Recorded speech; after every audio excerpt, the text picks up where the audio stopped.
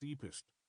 50 miles long, with cliffs up to 800 feet high, today it is a lovely, tranquil stretch of water and one of the most beautiful features of Sumatra.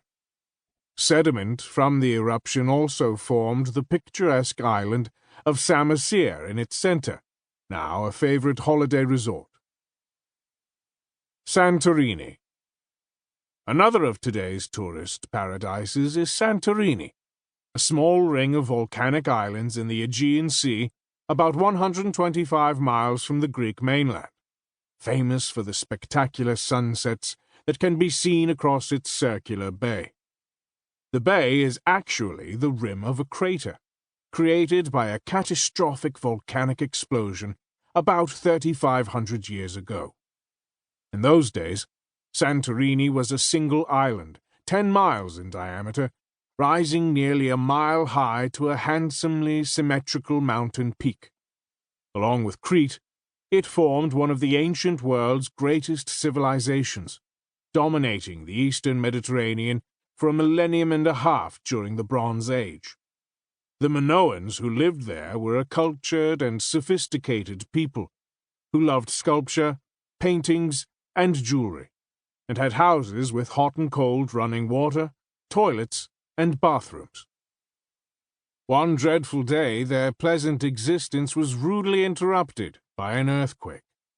Walls cracked and crumbled, houses collapsed. At this point, many may have departed, perhaps for the Greek mainland, but more likely for Crete, 70 miles away. Not everyone left, though, or perhaps some who did returned later, for there is evidence of paths being cleared and rubble neatly piled up. Someone set up an improvised cooking hearth outside a ruined building. Someone else hauled a bathtub onto a roof to collect rainwater. We do not know exactly how long it was after the earthquake, but the reconstruction project would come to an abrupt end. The first suggestion that something was amiss was probably another series of tremors. At this point, did the Minoans take flight again? Certainly there is some evidence that they did.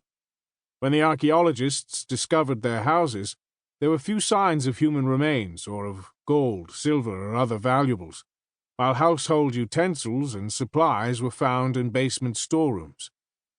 For any who did stay, the outlook would have been bleak. A first eruption covered the island with a light fall of pumice, rather like snow. Next came bigger lumps of rock. Then the top of that handsome, symmetrical mountain burst open, and a pillar of smoke and ash rose more than 20 miles into the air, with a bang that could be heard from Central Africa to Scandinavia, and from the Persian Gulf to Gibraltar. The explosion produced a great crater into which the sea flowed, forming the bay that is such a distinctive feature of Santorini today, with its towering cliffs colored black, gray, pink, and rust, around a 1,300-foot deep sea bed. 32 cubic miles of the island went up in smoke, and a white-hot avalanche descended from the sky on anything left alive on Santorini, covering the island with pumice and debris to a depth of 100 feet. Any of its inhabitants who had taken refuge on Crete would also have been in grave danger, as the eruption sent giant waves of up to 300 feet high dashing against its coast. Great palaces, like the one at Knossos, suffered terrible damage. Homes were wrecked, ships sank, and the land was choked and poisoned by vast clouds of pumice and ash, slashing food production. Many believe this disaster marked the beginning of the end of the Minoan civilization.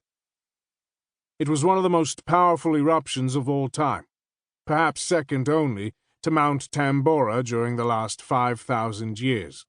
For centuries, Santorini remained unoccupied, until the Phoenicians settled there in about 1200 BC, but the area is still volcanically active. Today, Thera, the biggest island of the archipelago, has two smaller neighbors nestling in its 8-mile bay, Pelea Kameni, Old Burned, and Nia Kameni, New Burned. Both